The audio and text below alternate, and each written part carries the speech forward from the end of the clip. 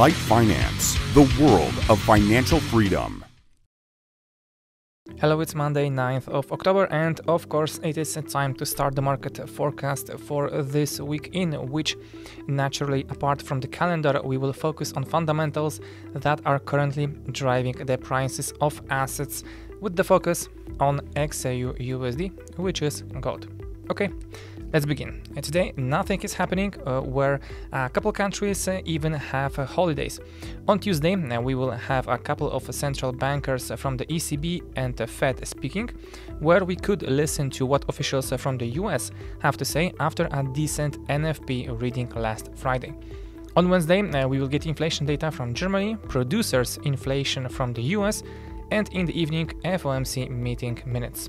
Thursday will be the most important day, since we will get a round of important data from the UK, like industrial production and manufacturing production, and later we will receive a final CPI inflation from the US.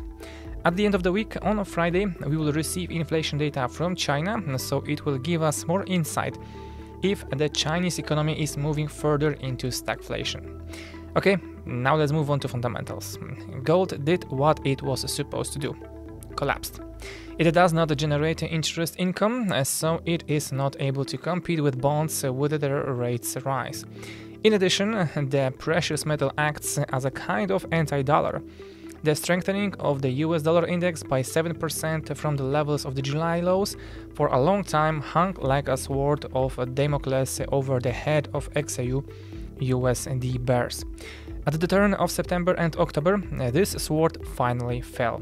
In fact, investors were worried about the question, why did gold remain stable for so long against such an unfavorable background? Firstly, there is a high demand from China. Secondly, de-dollarization. Third, the unwillingness of the market to believe that the federal funds rate will remain unchanged for a very long time. In theory, precious metals are a kind of insurance against inflation. However, in reality, gold is a hedging tool for bank carelessness. When the Fed and other regulators introduced QE programs, investors bought XAU-USD to protect themselves from accelerating inflation. Debt market rates have been at a record low for a long time, but the cycles of monetary restrictions have changed everything.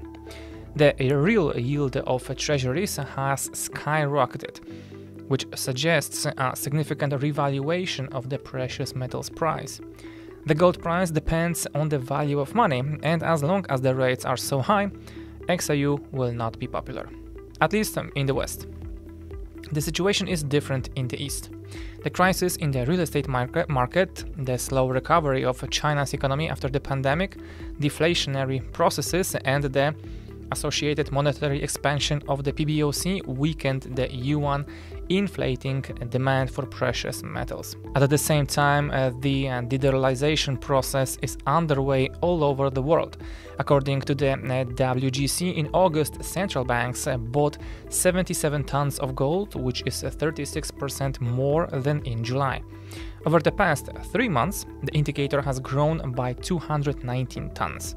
At the same time, the People's Bank of China has increased its reserves by 217 tons to overall 2,165 tons since November, and Russia has officially declared its readiness to purchase gold for $4 billion in October.